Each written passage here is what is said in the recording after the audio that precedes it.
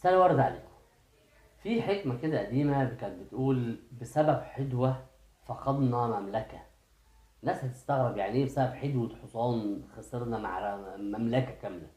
بس هي فعلا ضاع مسمار الحدوة فضاعت الحدوة، ضاعت الحدوة فخسرنا الحصان، خسرنا الحصان ففقدنا الفارس، فقدنا الفارس فلم تصل الرسالة، لم تصل الرسالة فخسرنا المعركة، خسرنا المعركة فضاعت المملكة.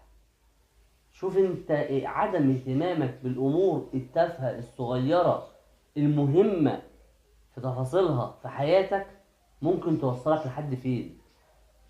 ما تمشيش في الحاجات الصغيرة بتهاون، ولا تتبع خطوات الشيطان. الشيطان مش هيجي يقول لك تعالى ازني او تعالى اعمل تعالى اعمل، لا، خطوات الحاجات الصغيرة. عدم اهتمامك بالحاجات الصغيرة